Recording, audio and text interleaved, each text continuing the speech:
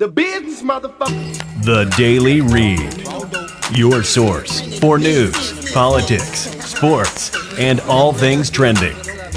Here's your host, Marcus Gentry. And I want to thank you and welcome you to the Daily Read, and I am your host, Marcus Gentry. Now, for all of my people that's joining me today on YouTube, Twitch, and iHeartRadio, I'm doing my show a little early. I have some very important things to do tomorrow, so we're going to take care of this today.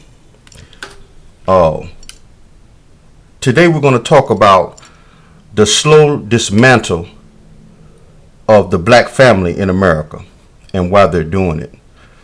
And before we get started, I want you guys to hear from Jane Elliott. Jane Elliott is a powerful white woman who has been an advocate for civil rights and equal rights for a long time. And she's one of the most powerful speakers I've ever seen. This woman is sharp for her age, and she tells the truth. She worked for Ronald Reagan during the Reagan years. And I'm having malfunctions over here. Bear with me, people. I'm having malfunctions. Okay, here we go. She worked for Ronald Reagan during the Reagan years in his administration. And if anybody remember the Reagan years, I remember it because I was in the streets then. And if anybody remember the Reagan years, that was the years that minorities, especially as black people, we minorities, we were being incarcerated, by the thousands because of drugs. And this woman right here is so powerful and strong. When you hear her talk about what they're doing to us as minorities, it's going to shock some of y'all, because I heard about this woman a long time ago, because like I said, she's been an advocate for equal rights for a long time. But a lot of minorities have never heard of this woman. I'm going to let y'all hear just a sample of what she's talking about, of why the white race in this country is making moves to suppress us as minorities and destroy the black males in this country. Listen to this. And right now, white people are really frightened. If you don't understand the destruction of Planned Parenthood offices, and you don't understand the wall that we're going to build on the southern border of the United States, you haven't read the book, The Dearth by Ben Wattenberg. Ben Wattenberg was a brilliant Jewish man who was a member of the American Enterprise Institute. And he wrote a book, the first paragraph of which says, "The main problem confronting the United States today is there aren't enough white babies being born in this country." He was an advisor to presidents of the United States. He wrote the book in 1987. He says if we don't change this and change it rapidly, white people will lose their numerical majority in this country, and this will no longer be a white man's land. Now, I'm not misrepresenting this. I'm telling you almost exactly what he says. He says there are three things we can do to solve this. Number one, we could pay women to have babies, as they have been doing in Western European nations for years. Then he says, and these are his words, not mine, unfortunately, we would have to pay women of all colors to have babies, so we don't want to do that. He says the second thing we could do is increase the number of legal immigrants that are allowed into this country every year. Then once again he says, unfortunately, the vast majority of those wanting to come to this country today are people of color, so we don't want to do that. The third thing he says, and women had better pay attention to this, 60% of the fetuses that are aborted every year are white. If we could keep that 60% alive, that would solve our birth dearth. He says the second thing we could do is increase the number of legal immigrants that are allowed into this country every year. Then once again he says, unfortunately, the vast majority of those wanting to come to this country today are people of color, so we don't want to do that. The third thing he says, and women had better pay attention to this, 60% of the fetuses that are aborted every year are white. If we could keep that 60% alive, that would solve our birth dearth. Now, that was Jane Elliott, people. This woman is a powerful speaker. And if any of you everybody has a computer in their pocket, their phones, look this woman up. Look her up, listen to her speak, and she will explain it better than I can. She's better educated. I came off the streets and educated myself. but she's far better educated than me. She can explain it to you in more detail, Thank you, pretty figure. Yeah, she speaks the truth. And when I bring it to my show, I bring you stuff that I've already researched. I don't bring no bull to my show. I don't do hip hop gossip news. I don't do none of that. You can find that somewhere else. Now, for all my people on Big O Live, I am on several different platforms, and I try to keep up with bringing you my show live. So just in case you guys are not on other platforms, you can see it here. But to start off with the history of it, and if anybody have ever watched my show, you will know that I try to bring a historical aspect to why things are going on with us minorities. I'm not going to go as far back as the Civil War, because during the Civil War, when they freed the slaves, our forefathers, they never expected us to survive without being on plantations anyway.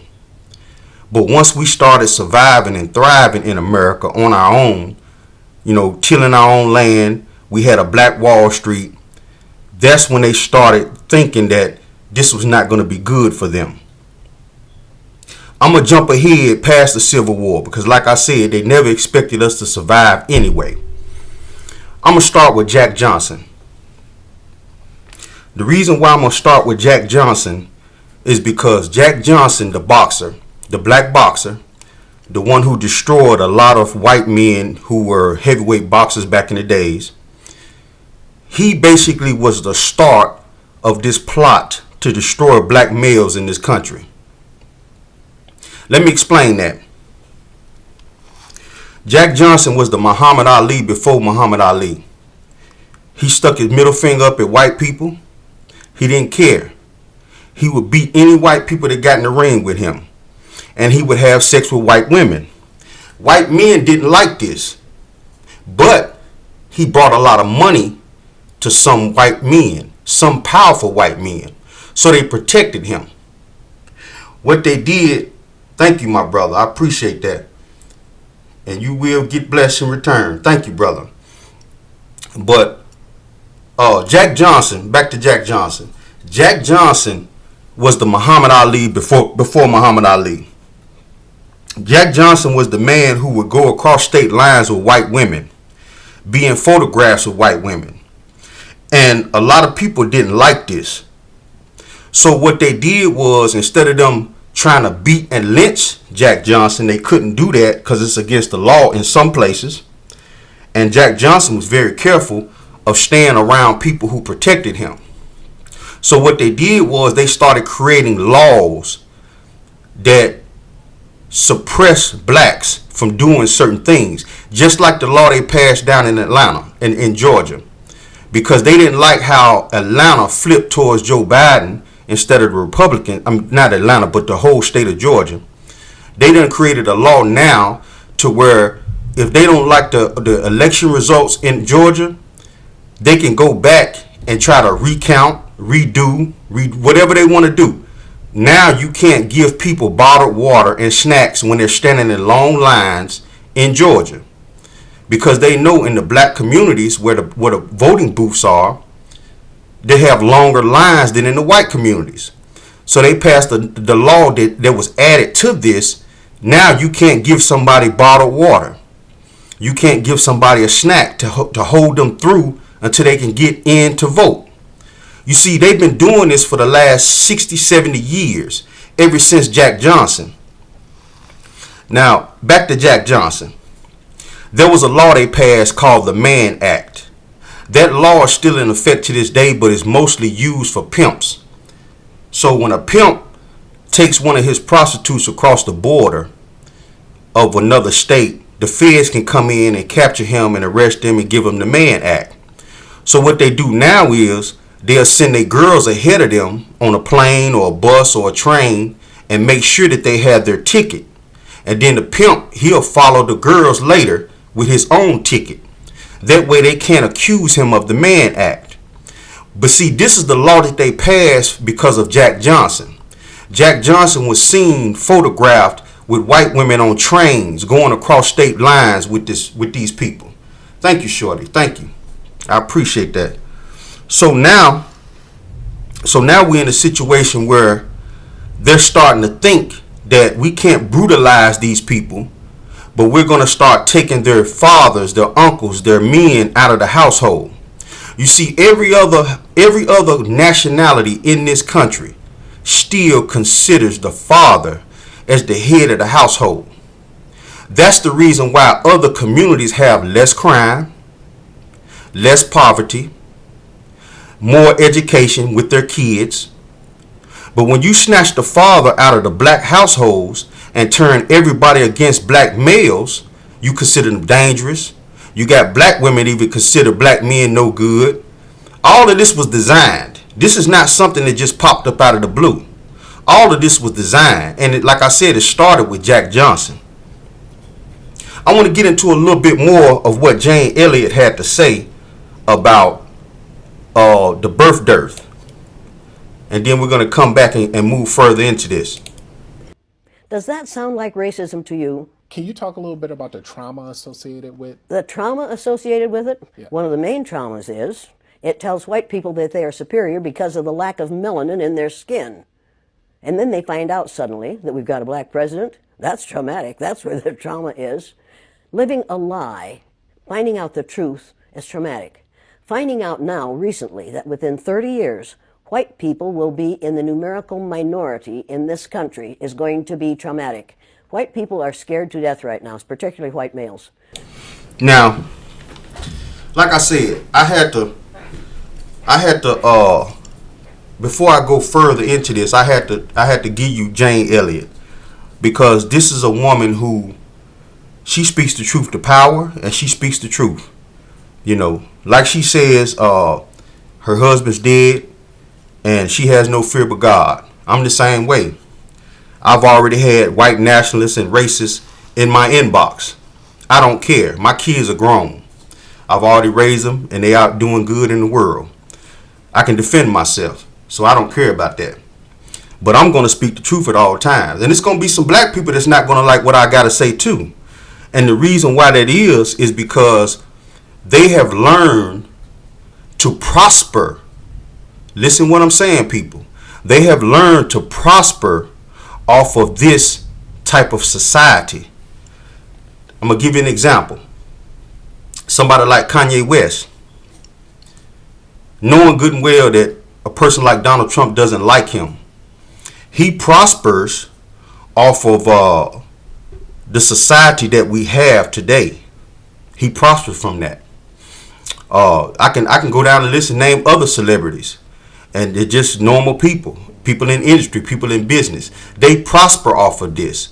So if you tear down and dismantle the system how it is, they're going to have to reset everything. They're still going to be wealthy, but now they're going to have to reset everything that's going on with them and be on an equal playing field with us. That's why you're going to have a lot of minorities who feel like there's nothing wrong. People like those sisters, Silk and Diamond. I can't stand these two women. You have Candace Owens, the woman who gets out thank you people. The woman who gets out and embarrasses herself every time something happens with a black person in the community. She gets out and acts like she wants to side with white America or the white racist people out here and talk about black people. You had Omarosa. She's trying to get her black card back after they drug her out the White House. You see, you got black people out here in the community that prosper off of this system that's going on. So they're going to have a pushback. They're going to say things like, well, I'm okay and I'm black. But what they don't realize is you're not okay. You're okay as long as they'll be able to use you to suppress the rest of us. But you're not okay. Because once they thank you, boss. And once they get rid of the rest of us, they're going to come after you. We're going to move ahead from Jack Johnson to Martin Luther King Jr. Because like I tell people all the time on my show, I like to give you a historical aspect of why they're doing things like they're doing to us as a black race and us as black men, why they're doing this to us. Because like I said, it started with Jack Johnson.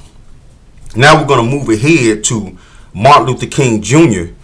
and Malcolm X, and there are two white men who I also have to give credit to, actually three, who I also have to give credit to because they took a part in this too. That's John F. Kennedy and Jack Kennedy, his brother. See, people forget about those two. Bernie Sanders. Bernie Sanders is not just some guy who likes to have marijuana legal. People think that blacks like Bernie Sanders because he's advocating for legalization of marijuana. Bernie Sanders has been fighting for equal rights and civil rights for a long time. There are pictures of Bernie Sanders marching beside black activists back in the 70s. So there are more white men and black men out here that were involved in all this powerful movements back in the 70s and the 60s and the early 80s. Now we're finna move up to Martin Luther King Jr. and Malcolm X, and the reason why they're trying to dismantle the black family and destroy us black men when we get back off the Daily Read. The business, motherfucker. The Daily Read.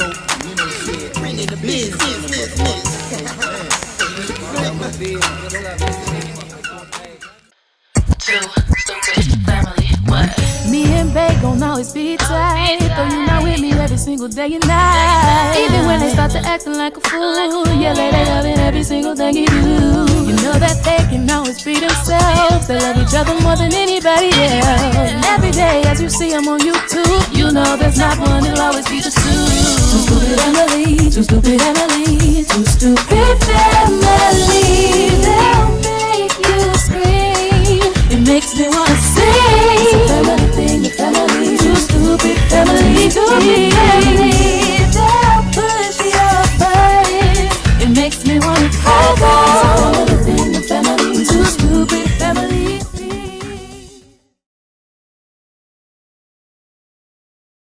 The business, motherfucker. The Daily Read.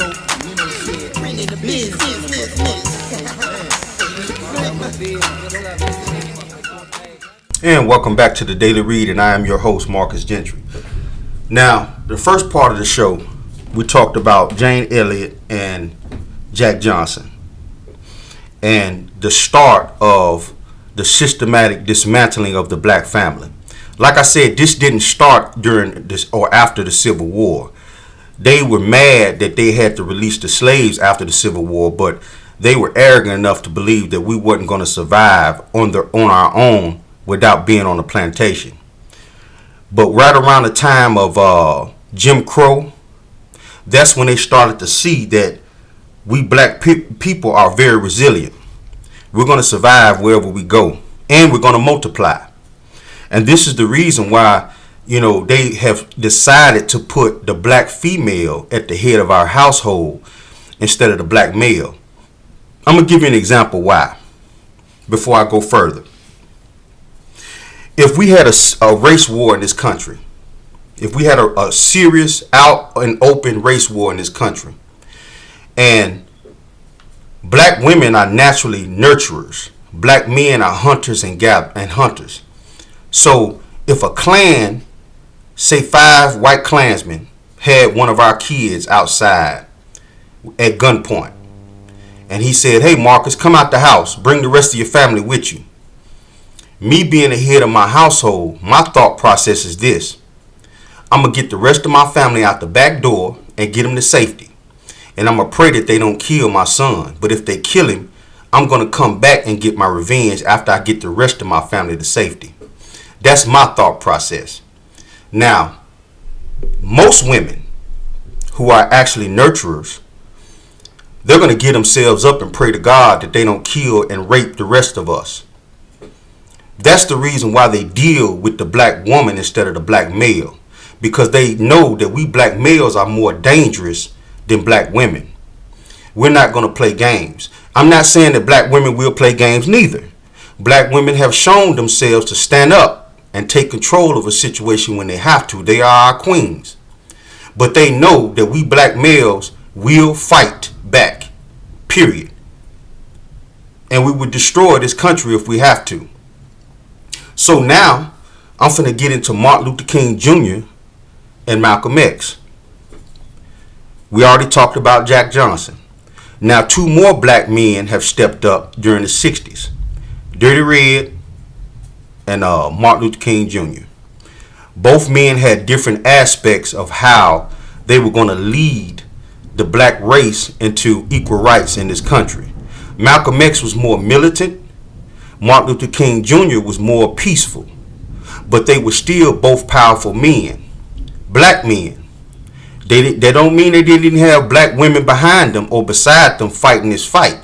There are numerous women. So I don't want any black woman to feel like I'm downplaying their part in the civil rights era. I'm not.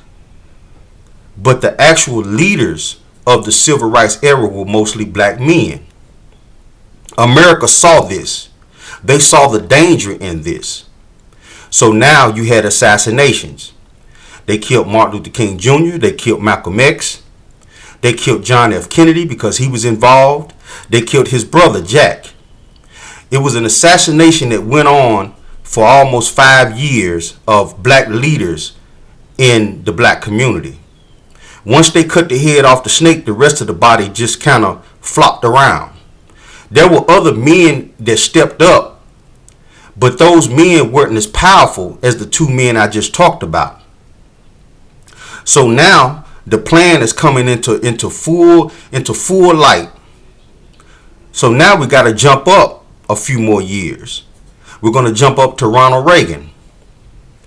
The Republican Party went down to the South. Thank you, people. I appreciate that. Thank you, boss. The Republican Party went down to the South and gathered up all the bigots because they are voters. Regardless of whether they're racist or not, they're voters.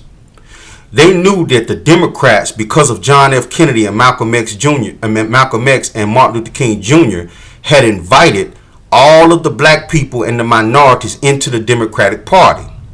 The Dixie Democrats, which were the racists of the South, all these Republicans you see in the South, they used to be Dixie Democrats. So what Republicans did was they knew that since John F. Kennedy and Bobby invited the blacks and minorities into the Democratic Party, all of the bigots fled. They didn't have a party. They didn't know where to go. So Ronald Reagan, when he ran for president, he went down to Mississippi and told the people down there that he was fighting for them. Just like Donald Trump, he's fighting for them. So now you got all of these white bigots signing up to be Republicans. And that's when the plan started really coming into light. So now you got Ronald Reagan as president. You got black males in this country, black men, who are walking inside of restaurants with mink coats on and top hats and dobs and fedoras. They got money just like white people got money. You see, cocaine has been around in this country since the beginning of this country. They had snuff cans full of cocaine. But they didn't start cracking down on cocaine and things like that until black males started driving Ferraris and Porsches and cars that only white men can afford. So this was their opportunity to put their plan in place. That's when the mass incarceration of black males across this country started taking place. Like I said, drugs has been around since the beginning of America. They've always had poppy seeds. They've always had heroin. The Chinese had heroin dens in California and all over the place in New York. So drugs has always been here. They even had Coca-Cola used to have cocaine in it. It's always been here, people. But when they saw the opportunity to dismantle further the black race, they took it. That's when you had this big push. This is what Jane was talking about, Jane Elliott. Jane Elliott used to work for Ronald Reagan. And she didn't like what she saw, but she was powerless to do anything about it. And understand what I'm telling you. This has been going on for the last 60 years. You see, when you incarcerate all of the uncles, the fathers, the big brothers for 20 and 30 years for ghost dope, it's a thing called ghost dope. Ghost dope is where they don't catch you with any dope, but they estimate how long you've been selling drugs, and they give you a charge of conspiracy to commit a conspiracy to commit drug trafficking, and then they give you 20 and 30 years on dope that they don't even have. They just calculate up out of their ass about how much dope that you've sold over the last 2 years, how long they've been watching you, and then they give you a charge and lock you up for 10, 20, 30 years for that. So now Ronald Reagan, they've adopted this policy that they're going to just say no to drugs. They're going to go out here and incarcerate any, and it affected the black community more than the white community, but the white community had just as much drugs as the black community. Matter of fact, most of them are the guys and women who were bringing it in across from Mexico. You had movies that came out about, I can't think of the guy's name right now, but he was one of the famous white guys who used to fly that dope in on a private plane. Some of y'all probably remember that movie. But these people had put in place that policy, and then our black women had no choice but to step up and raise their kids by themselves. Now I'm going to tell you what this does. What this does is it gives a different emotional aspect to a child's life. Because a woman can't teach a man how to be a man. Just like I raised 2 girls, I can't teach my daughters how to be women. But I had help because I had my mother, my sisters, my family members, and I had girlfriends along the way. So I had help raising my daughters. But a man can't teach a woman how to be a woman. And a woman can't teach a man how to be a man. A woman can raise him, put clothes on his back, make sure he eats every day, but she can't teach him how to be a man. And now you got all of the fathers, the uncles, the gang leaders, and I'm including gang leaders because gang leaders back in the 80s were like this. You can't make money if you're out here gang banging. So the gang leaders played an important role in the communities too. Because back in the 80s and the 70s, gangs were put together not because they was trying to fight each other, but because they was trying to fight white supremacists that was coming into the neighborhoods beating up on black people. That's why the original vice lords and GDs and L. Rookins, that's the reason why the original gangs were put together. Not to gang bang. They were put together to defend their communities against white people who drive through in trucks and decided they wanted to jump out and beat up on black people. That's why the original gangs were put together. So now that they've dismantled the gang members, they've dismantled the family structure of the black community, a lot of our young men are raised in a household with our mothers. If you look at the football games, when you see a white kid who wins a trophy, he said, I want to thank my mother, I want to thank my dad. He pitched the ball to me behind the backyard for years, man, teaching me how to do this and do that. You see a black kid win that trophy. He said, I want to thank my mom. And that's it. That has a deep-rooted effect on your generations. It deeply affects your generations. I can go to a white person's house, a white friend of mine. Let me give you an example. Knock on their door. And if she comes to the door, she say, hey, how you doing? Let me go get my husband. Okay. I can go to one of my black friends' house and person comes to the door. Hey, Marcus, how you doing? Come on in. It's a woman. It's one of our black queens. She got 4 or 5 babies, 2 or 3 babies, 1 baby, 2 babies. It's a difference. It's a difference because white men might take their kids out hunting. White men might take their kids and show them how to properly shoot and clean a gun.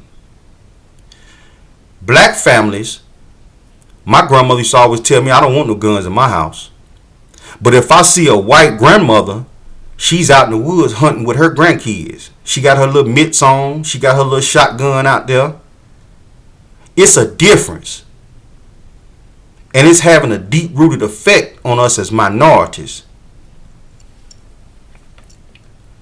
I'm finna go further into this because this needs to be understood by Black America, the difference in what they're trying to do to us.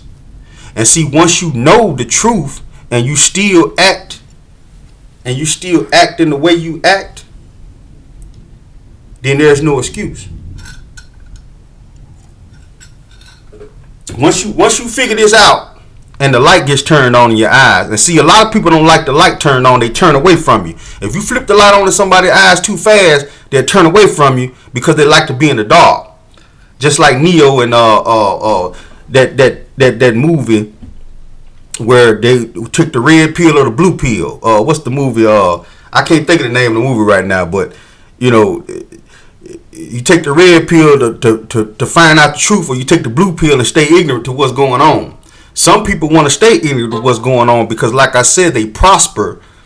You know, they prosper from it. As long as they're doing good in life, they don't give a shit. They prospering from it. Let's move ahead from Ronald Reagan. Let's go a little further into this. Yeah, the Matrix. Thank you, Nisi. The Matrix. Let's move a little further ahead and what's going on with this. We're gonna take you to the period of Bill Clinton.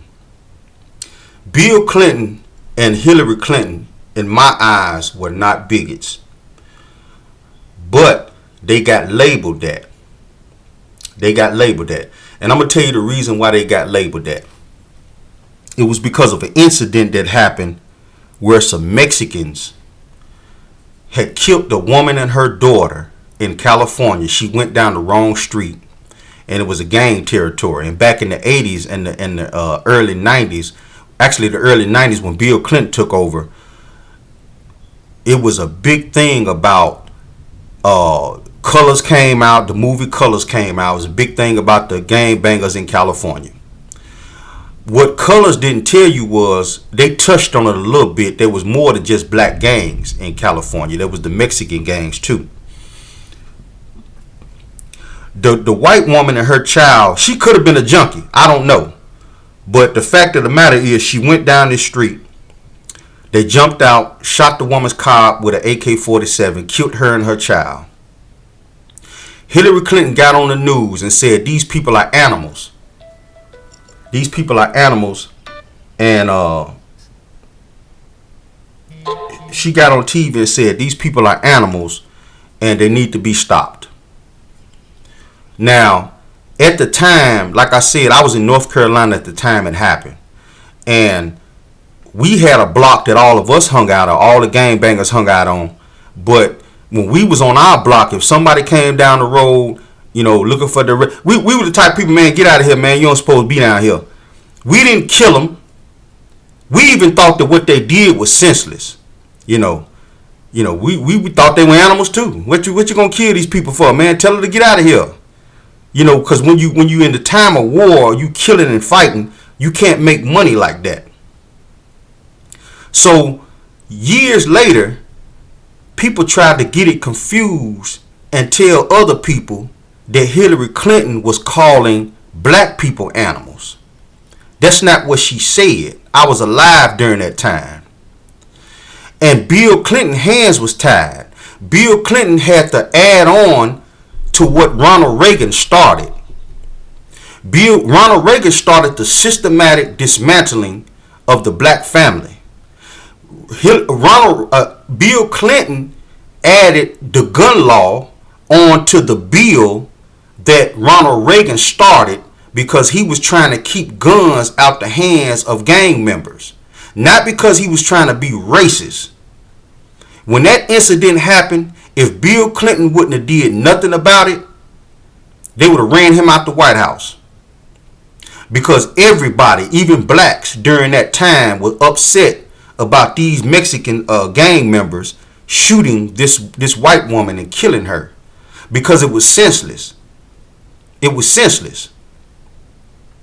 So now Bill Clinton got Congress to pass a gun law saying that if you get caught with a gun in the committal of a crime, a federal crime, it adds 7 more years onto the years you already got that Ronald Reagan was putting on you. So now, this law, once it got passed, was getting pushed into the black communities. I'm going to let that sit on your soul for a minute. Bill Clinton didn't have no business. Bill Clinton didn't have anything to do with the judges giving blacks more time than whites. He had nothing to do with that. When you pass a law, you expect that law to be given out equally to everybody. But what the people under Bill Clinton did, the bigots, the Republicans, the people who put judges in place, what they did was they would give whites lesser time. And when it comes to minorities, they would push this law onto the minorities and give you 30 years and 20 years and take you away from your household. But the same charge should be given to white people was not given to white people. I'm going to give you an example about that. So we won't get this confused. I was sitting in a jail cell. This back when I was out in the streets, gang banging and stuff. I was sitting in a jail cell, and a black guy came in with a gun charge, a 922G. He said they was trying to give him 14 years. If he pled guilty, they would give him 7.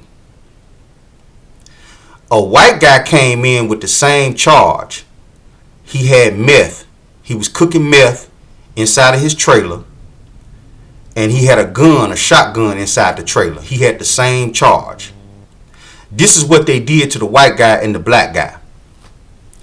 They broke the charge down from possession of a gun to possession of stolen goods. They didn't even mention it was a gun. Listen to what I'm saying, how they manipulated this. The black guy, he got a charge of possession of a gun by a felon. They sent him to jail for 8 years behind that charge.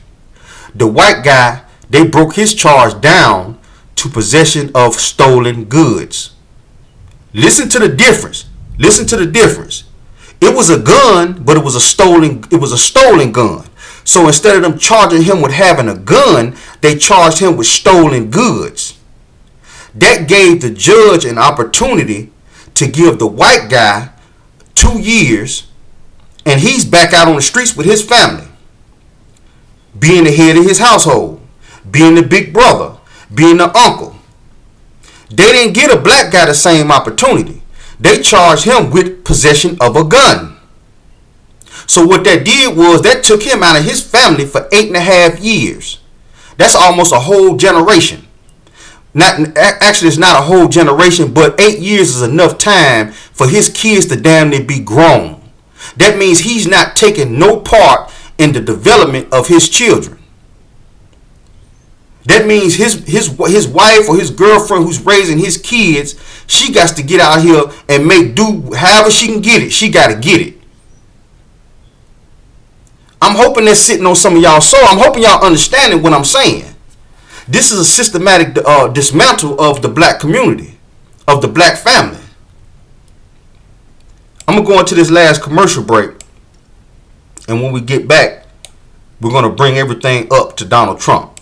Because like I said, I like to bring a historical aspect of what I'm talking about so people can understand this. Because this stuff is real. It's happening right before our eyes. They just passed a law in Georgia telling people you can't even give you water if you're standing in a long line to vote. Why would they even do something like that? It's to discourage you. It's to discourage black people from voting. This is something straight out of Jim Crow. And some of us ain't even paying attention to it.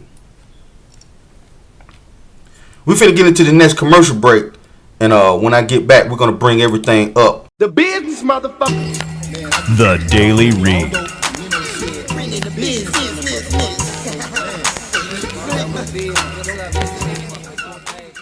We think of history as something that's in the past and forget that we are making it. Josh Hawley. Oh, Josh. You had it all. You were on track for a bright career. So much potential. A leader in American politics. Building a legacy. You went to the right schools. Stanford, Yale. You built your connections. On your way up. Won your seat. A winner. It had all come together. You didn't learn a thing. But then, Sedition. you made a choice. The wrong choice. A choice to stand against America. The business, motherfucker. The Daily Read.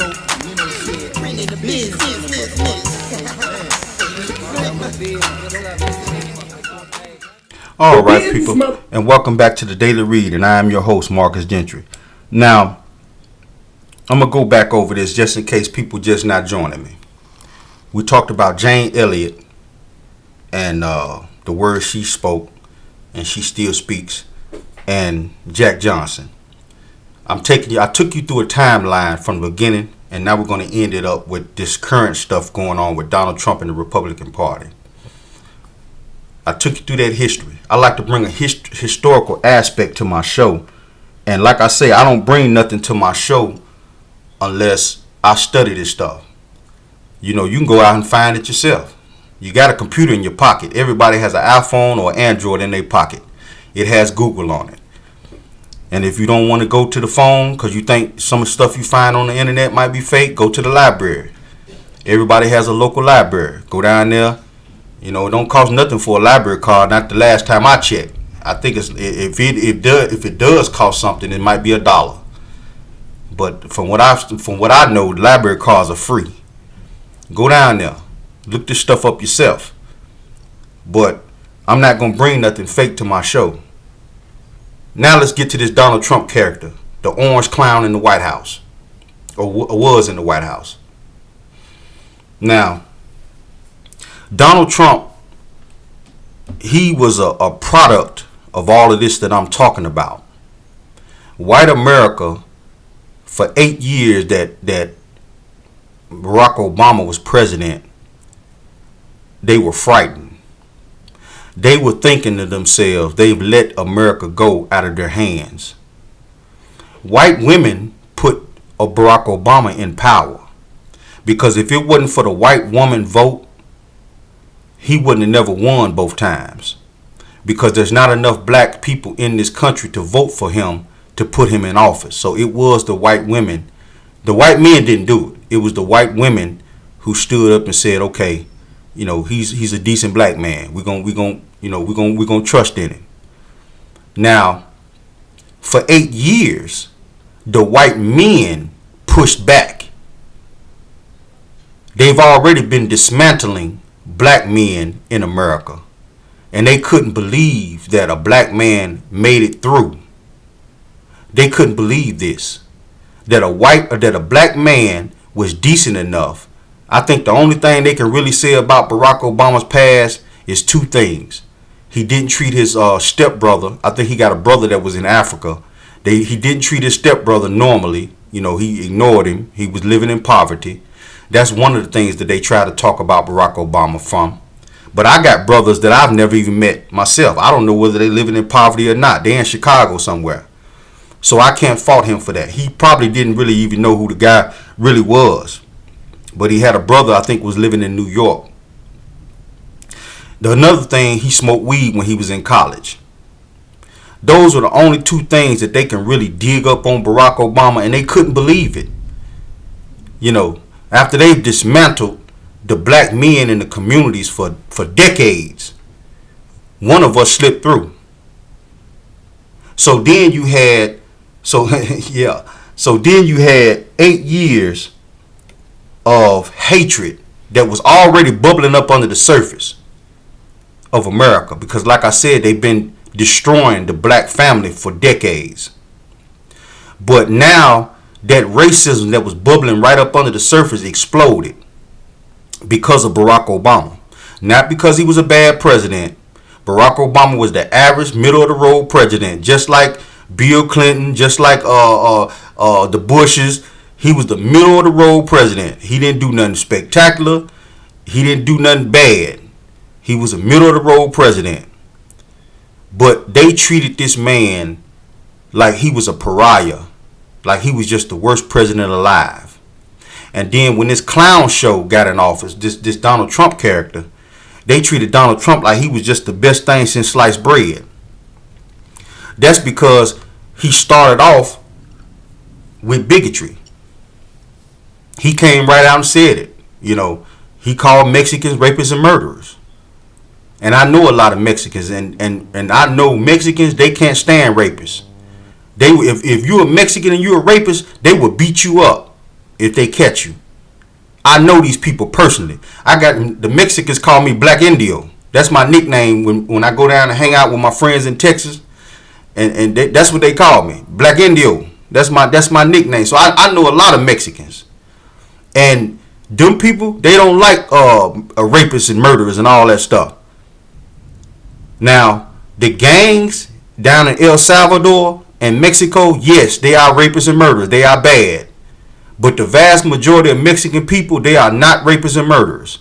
So Donald Trump came out on a racist platform. That sparked something in these people. Things wasn't moving fast enough for them. They were slowly dismantling the black family, but it wasn't moving fast enough for them.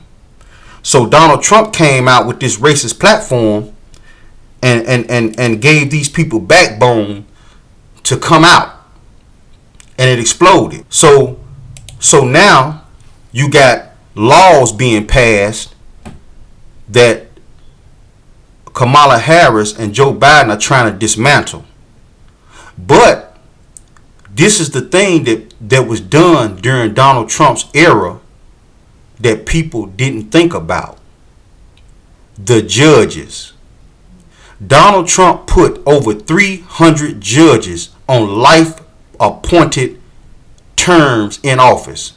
That means years after Donald Trump is dead and gone, he's still going to have bigot, racist judges.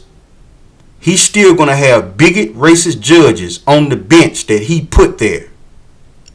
I'm going to let that sink in your soul for a minute. Because like I told you about Bill Clinton passed a law to stop guns from getting in the hands of wrong people. But it was the judges that pushed the laws towards black people instead of all people.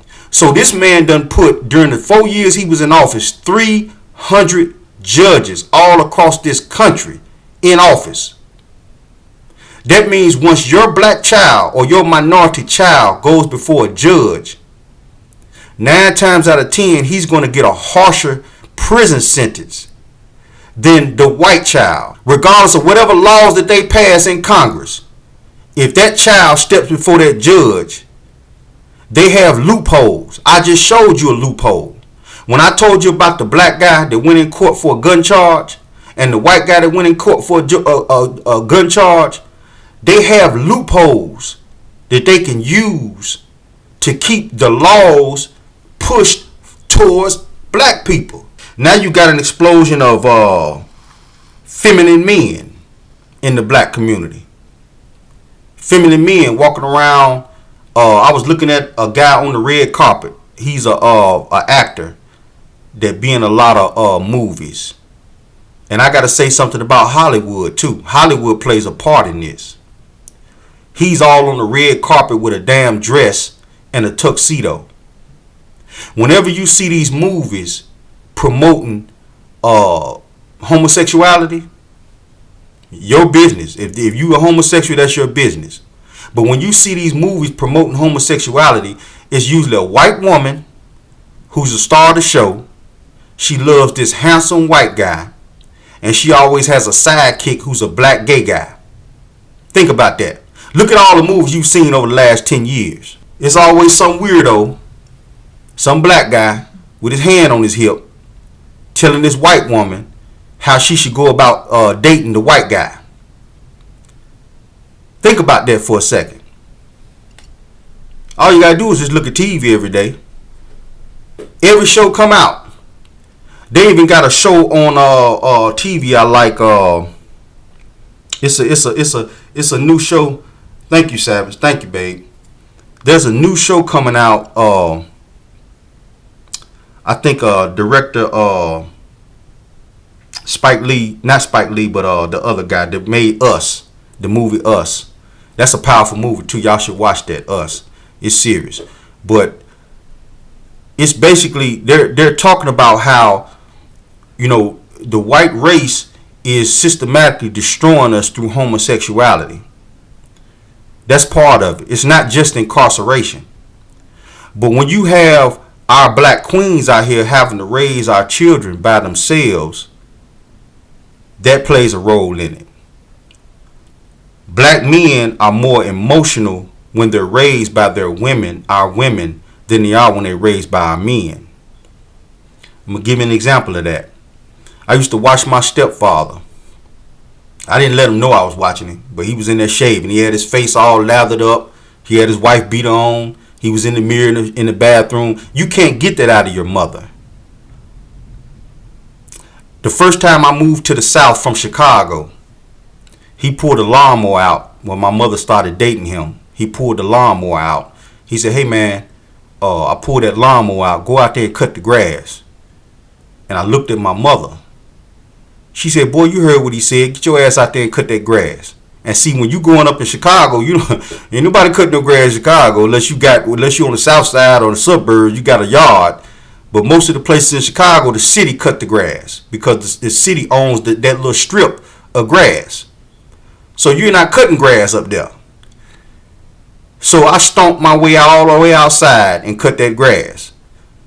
And this is what I mean when I say, I tell people all the time, the father is the knowledge, the woman is the wisdom, the mother is the wisdom, and the child is the understanding. When you got wisdom and knowledge together, the child gets an understanding in life. But when you have a woman who has wisdom, raising her children by herself, they're lacking that other part. So when they become adults, they're still lacking. No matter how cool they think they are, no matter how tough they think they are, they're lacking. I'm gonna let that sink in a little bit. Because I'm not taking nothing from my queens out here. I'm not taking nothing from my women out here. You got to do what you got to do. But you got to have that full understanding that when you raise your children by yourself as a woman, look around you. Every other race of people has a mother and a father. That means their children are getting a more complete understanding of life than your kids are. I would go in the bedroom in the morning before school and say, "Mom, I need some school money." And my stepfather would be like, "Man, get my wallet out my pants." You know, I didn't go in the bedroom and see two women or two men laying in the bed together. You know.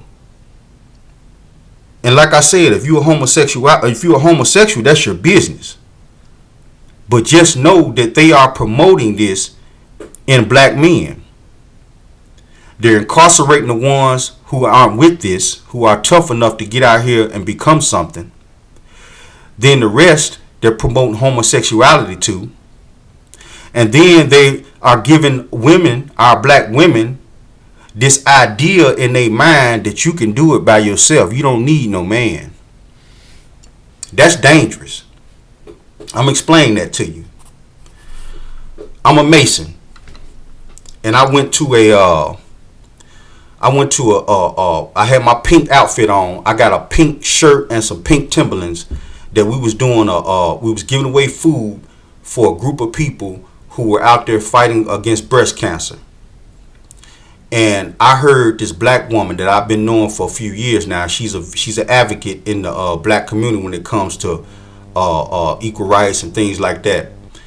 She was standing out there talking to this white woman that I know. This white woman is married. She has two beautiful kids, and they wonderful. They're good people.